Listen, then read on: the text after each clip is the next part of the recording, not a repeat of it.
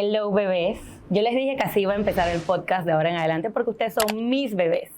Entonces, vamos a empezar por el principio. Agradecimientos. Muchísimas gracias a todos por haber visto el primer episodio de Cuando Hablamos, Todo Fluye. Adicional, yo leo sus comentarios y el feedback que me han dado, y es que yo hablé de Vanity y nunca dije que fue Vanity. Vanity fue mi salón de belleza que estuvo del 2019 al 2021 conmigo, y eso es todo con Vanity, de eso no vamos a hablar más. Adicional, el arbolito nunca salió, señores, porque eso fue una técnica para que ustedes vinieran a mí y me preguntaran, ajá, pero no vimos el arbolito. Gracias a todos los que preguntaron, lo puse en historias, y ya está en el Instagram para que lo vean y vean la hermosura de arbolito que está en mi casa hoy día, y me preguntaron sobre el arbolito que puso el Hobbs. Ese arbolito, yo no sé si tengo fotos, la verdad. Tengo que buscar por ahí, las voy a buscar y también las voy a subir si las tengo. Creo que le tomé una sola foto. En fin, esas fotos están ya en el Instagram. Vayan y véanlos, lo van a ciclar.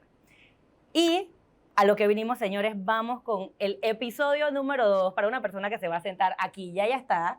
Pero yo quería hacer mi introducción primero y después introducirla a ella porque la importancia de este episodio es ella. Ella es una persona que a sus 31 años para mí es una mujer empoderada. Es una persona que ha vivido muchas cosas en un corto periodo de tiempo y sus experiencias y la historia que nos va a contar hoy va a ser muy buena. Así que, Clarisa, por favor. Gracias, Loana, por invitarme a tu podcast. Un abrazo, amiga, y un beso, aunque ya no los vimos. Ella es Clarisa, y Clarisa está aquí hoy porque hay un tema ahorita mismo de moda, Clarisa. O sea, hay un tema caliente en la calle que se llama auxilios económicos, becas del IFARU, y creo que no se habla mucho de los préstamos, pero este es tu caso. Sí. Y me sorprende, o sea, ahora que escucho todo el tema, Loana, porque hace poco más de 5 años cuando yo empecé a buscar becas y posteriormente el tema del préstamo, o sea, subí, bajé escaleras, llamé cantidad de veces, mandé correos y fue casi imposible, o sea, imposible que en un punto, y ya te voy a contar a detalles, pero en un punto yo decía, no me voy a poder ir, porque fue tan complicado el tema, pero no imposible, se logró. Uh-huh. Sí, me acuerdo de esos tiempos.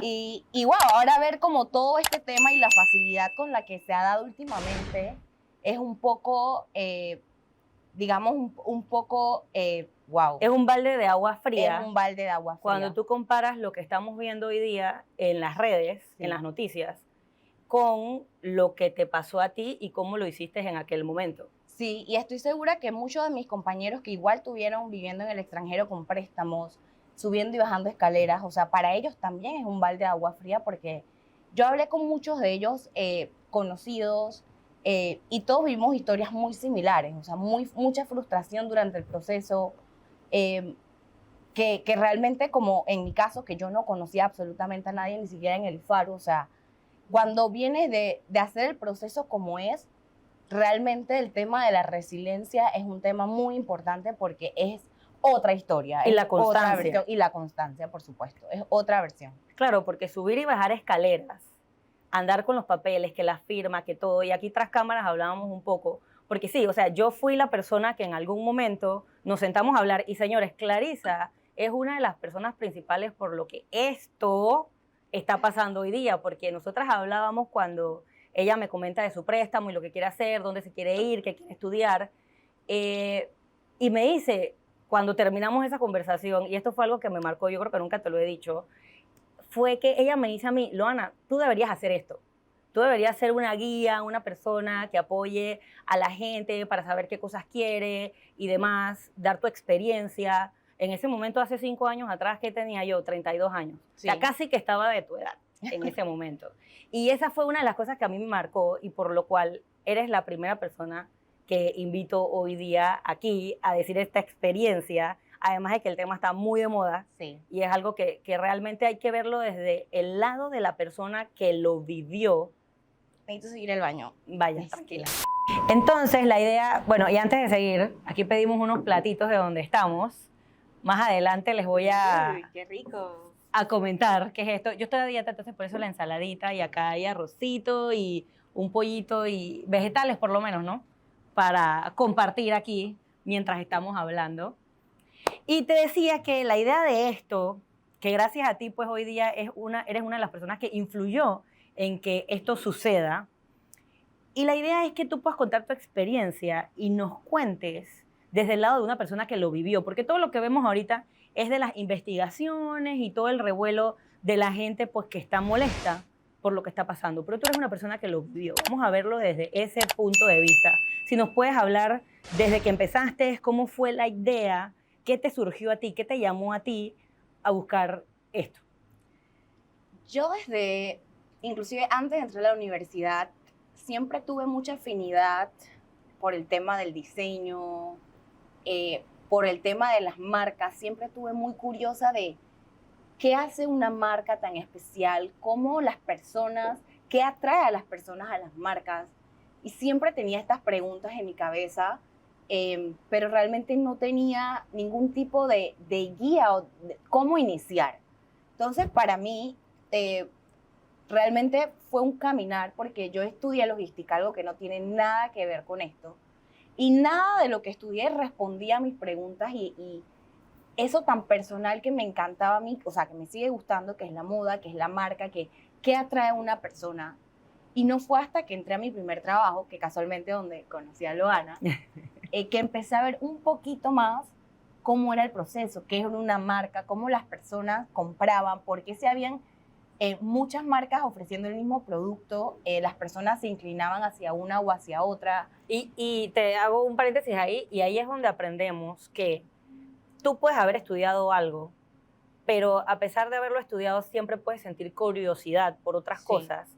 Y de ahí entonces surge esa pasión por, ok, esto era lo que me gustaba, todavía no sabía más o menos qué quería, lo estudié, y ahora sí sé lo que es mi pasión porque sentí curiosidad por eso y me dieron la oportunidad o busqué la oportunidad para entrar en un lugar. Yo me acuerdo que cuando tú llegaste, eras cero que sabías de mercadeo y pues nosotros, y digo nosotros porque éramos un equipo, te dimos la oportunidad de llegar y poder demostrar que realmente podía funcionar tanto para nosotros como obviamente para ti. Sí, fue un cambio brusco, muy bueno, o sea, de algo que yo me sentía, digamos, ok, me gradué de esto y empecé mi primer trabajo en algo relacionado a lo que me gradué, pero siempre iba y preguntaba qué era esto, explícame un poco porque me daba mucha curiosidad y poco a poco eso que me empezaban a decir, que yo empezaba a ver cómo funcionaba, empezó a conectar con todas esas preguntas que siempre tuve y nunca nada pudo haber respondido, o sea, nunca nada lo respondió hasta que empecé a trabajar y a ver cómo funcionaba el tema de las marcas. Entonces ahí fue como realmente como un despertar para mí, fue cuando conecté y dije, eso que ellas hacen es lo que yo quiero hacer, yo quiero poder crear marcas y conectar con las personas y cómo llego a eso, o sea, cómo llego de este punto A a este punto B, porque yo estaba realmente en otra cosa totalmente diferente. Y sin saber, yo dije, allá voy y porque eso es lo que quiero y eso es lo que yo realmente quiero hacer. Y me encanta que toques ese tema del punto A y el punto B, porque entre esos dos puntos hay miles de maneras que tú puedes hacer para llegar al punto B. Simplemente tienes que estar clara en que ese es el punto B a donde quieres llegar. Y tú lo que hiciste fue hablar. Y como decimos aquí, ¿no? Cuando hablas todo fluye. ¿Qué era lo más que te podía pasar cuando tú llegabas y decías, oye, yo quiero trabajar de esto, quiero ver qué hacen? Que te dijeran que no. Es cierto. ¿Pero qué pasó en ese caso? Te dijeron que sí. Me dijeron que sí. O sea, fue un cambio. Yo tenía una carrera en logística y pedir una plaza en marketing, inclusive como asistente, habiendo personas que tenían el conocimiento, tenían, digamos, más habilidades técnicas que en el momento yo no poseía, pero aún así como atreverse con todo y el miedo, la inseguridad tan grande que yo sentía, pero mi curiosidad era tanta que yo decía, ok, al menos si no lo intento, es mi culpa, pero si lo intento y es la primera vez que me dicen que no, solo significa que necesito seguir buscando porque lo estoy intentando. Exacto. Entonces, para mí, eso fue como que la puerta que abrió todo este camino. Me dijeron que sí, afortunadamente. Entonces, pasó. Y tuve un equipo genial que realmente me acompañó muchísimo. Tenía mucha paciencia. Yo venía de otra cosa y realmente no conocía nada. También yo muy curiosa diciendo, ok, si tengo que hacer esto, ya me dieron instrucciones, me han ayudado mucho. Yo también por medio de Google, realmente ese fue mi aliado. ¿Qué hacer? Así como niño, ¿qué hacer si me piden hacer esto? Y ahí yo veía feedback, veía blogs y poco a poco, ok, me dijeron esto, mi equipo me está diciendo esto y yo podía sacar algunas ideas. Entonces fue un aprendizaje muy empírico para mí en mis inicios. Mucho de como un niño pequeño descubrir como el Lego para armar la casita, ¿qué tengo que poner primero? Entonces, y atravesando ese miedo. Sí.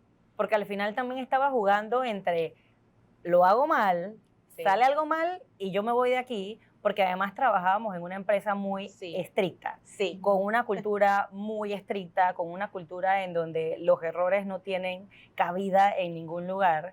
Pero digo, más allá de eso, también teníamos gente mentora, gente que estaba dispuesta a contribuir con todo lo que nosotros estábamos aprendiendo, porque me incluyo, o sea, al final yo tampoco soy que me las sabía todas en ese momento, no me las sé todas todavía, pero ahí yo creo que fue como la contribución que hicimos entre, ok, tú quieres aprender, de verdad se te ven las ganas, de verdad quieres hacerlo, entonces vamos por ahí, porque al final también es el relevo generacional que nosotros estamos haciendo, porque un día tú podías estar en mi puesto y yo podía haberme ido o haber ascendido a otro lugar. No, sí, yo tuve una suerte infinita de tener un equipo realmente que muy comprometido y muy abierto, que me ayudó muchísimo durante ese camino. También que me dio mucha seguridad porque obviamente es un trabajo, todos tenemos en algún punto y especialmente si estás empezando, ese miedo, lo voy a hacer mal, me van a botar, ¿qué va a pasar? Me van a regañar. Pero por ahí es, dale. Pero yo decía, bueno, nada, aquí estoy, me dieron el trabajo, ahora me toca hacer el trabajo con todo y que tengo miedo, tengo mucha indecisión, mucha inseguridad, pero mi equipo confía en que yo puedo hacerlo y por eso estoy aquí.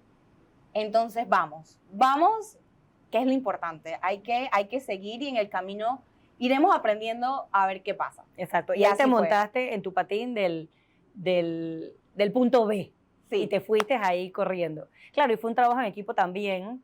Recuerdo que viajaste, hiciste tu primer evento fuera y todo esto fue como en un lapso de 6 meses, 7 meses. Sí, fue en un lapso muy corto. Fue a Costa Rica, es mi primera experiencia, digamos, en el mundo de las marcas. Yo estaba, 22 años, creo que en ese punto ni siquiera me había graduado. Hace 10 años. Súper nerviosa.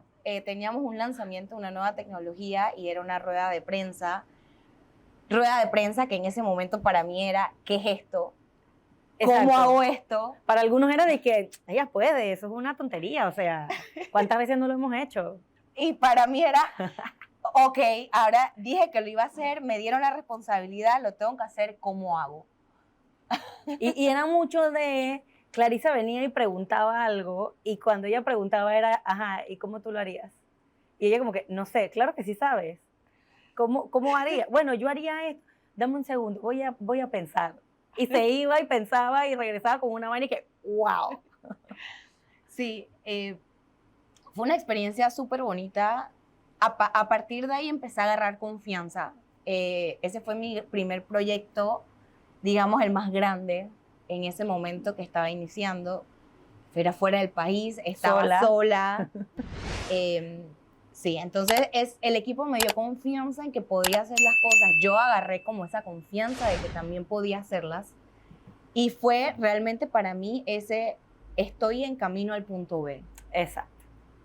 Me encanta. Y de allí yo recuerdo que sales a otra empresa, otro monstruo, diferente, con una cultura organizacional diferente, un mundo totalmente diferente. Recuerdo que ahí ya estabas un poco encaminada a lo que te gustaba, pero realmente no tenías el puesto que querías. Sí. Y cuando yo entré a esta empresa, me di cuenta, otra cosa, mi mundo se volvió a abrir, se volvió a girar, porque el nivel de competitividad que existía o que existe dentro de la empresa con personas tan graduadas y tan, digamos, con tanta trayectoria en el mundo de marcas, de cómo hacer las marcas. Y habían, no un equipo de marketing, habían como 7 equipos de brand, se llamaba de brand porque era muy directo a la marca, de cómo llevar a ese consumidor a esa tienda, de cómo hacer que ese consumidor compre tu mercancía. Entonces fue otro giro porque entonces veía en profundidad, veía en profundidad todas esas preguntas que yo siempre me estuve haciendo y que sí, empecé a conectar con cuando trabajamos juntas. En esta posición, en esta nueva empresa, realmente para mí todo cobró sentido.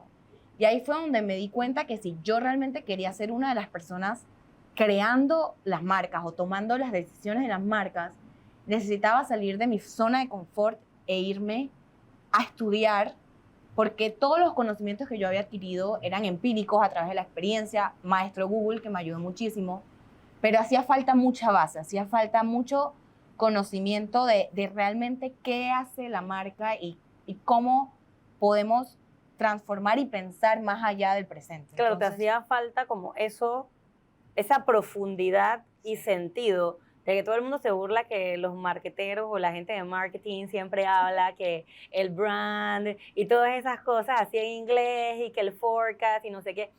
Y la verdad es que todo eso Sí. toma sentido cuando realmente estudias sí, la marca. sí. Ahí fue donde yo dije, ok, tengo que hacerlo. Yo empecé a ver todos los currículums de las universidades aquí en Panamá y había de marketing como tal, pero yo necesitaba algo más allá, algo que fuera más en profundidad porque necesitaba como recuperar todos esos años, digamos que estudié otra cosa. Yo necesitaba una carrera o una maestría que en un año, año y medio me pudiera dar todos esos conocimientos, pero no solo las bases, sino que me pusiera a pensar más allá como al nivel de las personas que yo estaba viendo. Entonces, ahí fue donde vino el reto. Yo de adolescente siempre dije, me quiero ir a París, me quiero ir a París, me quiero ir a París, y era precisamente por este amor por la moda, por las marcas, como que siempre veían en las películas, en las revistas, que ahí era como el epicentro de la moda, el epicentro de las marcas, de cómo las personas fluían y realmente sentían esa atracción, como le digo, esa atracción fatal hacia las marcas. Y era como lo más visible para mí. Y darle sentido. Y darle sentido. Porque al final uno siempre dice como que, ay, esta marca es lo máximo, pero no conectas.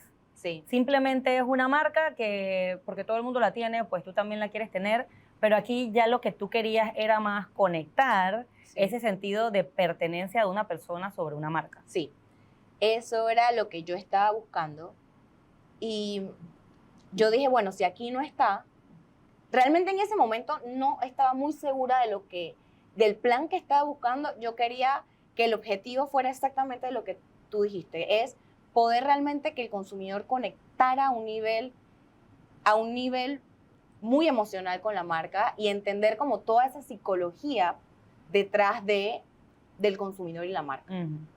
Entonces, empecé a buscar, ok, en Google, maestro Google, si yo quiero esto, quiero conectar y quiero ver como lo que piensa el consumidor a nivel como psicológico y cómo influye, ¿qué tengo que estudiar? ¿O cómo tengo que empezar? Y todavía no había inteligencia artificial. Eso es verdad. Solo era Google, del circa 2018. Ok. Y empezaron a salirme todas estas maestrías que sea en España, que gerencia en marcas, brand management, brand communications. Y yo empecé a leer currículum por currículum. Busqué el año anterior a irme, busqué más de 100, digamos, entre universidades nacionales y universidades extranjeras, más de 100 currículums y entender... Aquí en Panamá. Aquí en Panamá y en universidades afuera, a entender la guía de estudio, qué era y qué daba, el objetivo de cada materia. A profundidad, o sea, no fue como profundidad. superficial, como que, ay, este es el título que voy a tener, esto es lo que yo quiero. Exacto. Y así fue que empecé poco a poco, después de un año, a conectar con, ok, esto es brand management. No es únicamente marketing o únicamente comunicación, es psicología del consumidor y es un poco de más allá, te involucra todo. Ok. Y así fue que descubrí que eso era lo que yo quería estudiar y era lo que quería hacer. Y ahí hago como el paréntesis de, aquí es donde vemos que muchas veces el currículum que uno quiere no lo puede tener en las universidades panameñas y no puede invertir su dinero aquí y no puede tener el estudio aquí en Panamá, porque simplemente no existe un portafolio de este tipo de cosas, porque al final no es lo que pues vende más en este momento. Lastimosamente hay que decir las cosas como son. La Sí. oferta para los estudiantes aquí en Panamá, si tú quieres ser músico, artista, estudiar moda, no lo puedes conseguir aquí, de la manera que lo quieres, investigando. O sea, no es que yo quiero superficialmente tener un título para poder trabajar aquí, porque también hay parte de las empresas que para poder trabajar en un lugar tienes que tener un título X, Y, Z, y no es realmente lo que tú como persona quieres estudiar para poder aportar en el momento. Pero eso es tema de otro podcast. Aquí estamos hablando de Clarisa y lo que ella hizo para conseguir lo que es hoy día. Sí, ahí empezó el camino. Yo dije, finalmente sé lo que quiero y esta carrera está en Europa. Así que empezamos lo que es, ok, ahora sé lo que es, lo encontré después de mucha investigación. ¿Cómo llego allá? Exacto. ¿Cuánto cuesta y cómo llego allá? Cómo yo empecé a meter un montón de becas, o sea, me metía en un montón de ¿Tu última bajadas. opción fue el IFARU? Mi última opción fue el IFARU. Yo en algún momento fui estudiante de la Alianza Francesa, me acerqué, ellos tienen becas, pero tienen becas en otras materias, inclusive todos los años lo suben a su página, a su portal. También me acerqué a la Embajada de España, a la de Canadá, creo que a la de Italia en algún momento también toqué la puerta y fueron muy bienvenidos, o sea, realmente me dieron muy buena información en todos estos lugares que busqué, pero para lo que yo quería estudiar, que era más, o sea, mi título es Brand Fashion, me enredé. Dale, tranquila, aquí le hacemos corte. Mi título es un máster en Fashion Brand Management. Como era algo muy específico y no necesariamente de las áreas científicas o áreas de las humanidades, como ellos lo indican, realmente no daban ni aportes económicos ni becas para estudiar este tipo de carreras y también porque es una carrera comercial y que no tiene aportes científicos como tal. Entonces me fue muy complicado en este sentido. Para que en las embajadas y la alianza y todo lo demás te lo aprobaran. Exacto. Entonces yo dije, ok, empecé a escribir a las universidades y las universidades, por ejemplo, en el resto de países que no es España, tienen carreras, digamos, similares, pero en las universidades estatales. No pasé en ese momento el examen de francés para poder aplicar a una universidad francesa estatal, que tenía una carrera similar, no exactamente la que yo estaba buscando, pero digamos que cumplía en grandes rasgos. Yo no hablaba italiano como se necesitaba en el momento para estudiar en una universidad italiana, o sea que para mí tampoco era una opción irme a una universidad estatal. Entonces dije, ok, y las universidades privadas que existen y que se dediquen en gerencia en marcas de moda, ¿qué tal? Y empecé a ver que son universidades, o sea, que hablan inglés, que son para estudiantes internacionales, y yo dije, ok, creo que por aquí va. A todo esto yo todavía sin saber cómo iba a pagar, cómo me iba a ir. Pero ahí estaba tu objetivo y tú querías ir para allá y vamos. Y dije, vamos. Entonces ubiqué 3 universidades, ya las finalistas, y ahí fue donde realmente empezó mi proceso, que fue como en marzo o en abril 2018. Yo dije, ok, vamos al IFARU a ver cómo es esto de las becas. Hasta ese momento yo no me había acercado, yo había ido a embajadas, a las mismas universidades, y yo dije, ok, vamos al IFARU, porque las respuestas que me habían dado cuando había llamado era, tienes que ver lo que abren en las páginas del IFARU. Esas son las becas que existen. Y cuando yo me metía, veía que eran cosas científicas, en su mayoría, o becas unidas a embajadas. Ok. Y yo dije, ok, me acerqué, ahí fue donde realmente me acerqué de manera presencial. Y ellos me dijeron, ok, para lo que tú quieres es un préstamo. Y yo dije, ok, ¿y cómo hago para obtener un préstamo? Sí, porque te dicen, es un préstamo, pero entonces no te dicen cómo. No te dicen cómo. Bueno, como yo me quería ir, o sea, involucraba que dejaba el país para irme al extranjero, lo primero y lo más complicado para mí fue encontrar un codeudor. ¿Por qué? Porque todas las becas, perdón, todos los préstamos que ascienden más de $25,000 en ese momento, realmente no sé cómo es ahora, tenías que empezar a pagarlo inmediatamente, te dieran el primer desembolso. Ok. Entonces, ¿Y ese primer desembolso era para la universidad o también para tus cosas personales? como fue para mí, bueno, ya vamos a llegar allá porque te vas a dar cuenta que fue... empecé a reunir primero con mis papás las opciones más obvias de, ok, codeudores. La primera vez se demoraron 2 veces, un mes con mi mamá y uno con mi papá. O sea, que ahí ya demoramos 2 meses después que pediste el préstamo. Sí, para decirme que no aplicaba. Ok. Porque como ya estaba muy cerca de la edad de jubilación, mi préstamo era 20 años, como me lo calculaban. Ellos no aplicaban porque estaban muy cerca de la edad de jubilación. Y yo dije, ok. Le pedí a otros primos, mis otros primos, varios de hecho, me dieron los documentos, varios estaban muy dispuestos a apoyarme, pero por diferentes motivos estaban sacando hipoteca, tenían otros compromisos, tampoco aprobaron. Y digamos que entre uno y otro, entre que empecé y postulé a 3 personas más que sí me dieron toda la información, estamos hablando que pasaron 5 meses. O sea, que fue abril, mayo, junio, julio, agosto de 2018. Ok. La universidad empezaba en octubre de 2018. Yo en medio de todo esto dije, yo me voy. O sea que en julio yo dije, compré boleto de avión, pagué. ¿Y todo esto con tu plata? Todo, sí. Yo había ahorrado desde el momento que yo dije, esto es lo que quiero, me dediqué a ahorrar. O sea, el que me conocí en ese momento supo que por 1 año, 2 años no salí de mi casa. Pagué el fee de entrada a la universidad. Pagué enviar, porque hay que enviar documentos de Panamá, apostillados de que estás graduado, de que tienes títulos de la universidad, porque es una maestría, lo estándar. Había pagado boleto de avión, seguro médico, la inscripción, que en ese momento fueron 3.600 euros, como $4,000. Como $4,000. Y tenía abonado ya para pagar la casa. O sea, mi mentalidad estaba, yo ya estoy allá. En ese ya momento, tenías la casa vista. Sí, yo en ese momento, agosto, no tenía préstamo aprobado, ni siquiera cerca. Faltaban 2 meses. Faltaban 2 meses, pero yo dije, yo me monto en ese avión y veremos. Le pedí alrededor de 13 personas, entre personas que me dijeron que no por diferentes motivos. Ser codeudor por 20 años es una responsabilidad. Exacto. Es mucha confianza, entre también las personas que me dijeron que sí, pero no aplicaban. Y llegó Loana, ya yo decía, esto va porque va. Lo peor que me pueden decir es que no.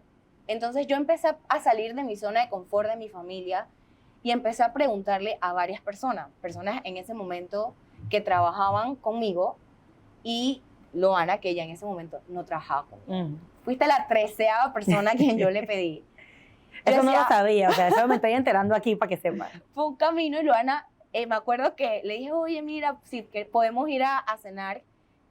Fue un lugar tú vivías en ese momento en Condado del Rey, que ese lugar ya no existe. Sí, fuimos allá y le comenté todo esto, y Loana me dijo, ok, ¿qué tengo que hacer? Y yo le decía, pero son 20 años, es mi codeudora, yo voy a pagar, o sea, yo de verdad no te voy a caer mal, pero tú de verdad estás segura que lo quieres intentar. Y Loana me dice, sí. Y bueno, 2 semanas después teníamos ya todos los documentos que nos pedía el Faro. Los ingresamos. Ya estamos hablando de septiembre. Mi vuelo, si yo no me equivoco, fue 30 de septiembre o 1 de octubre. O sea, eso fue un mes antes de irme.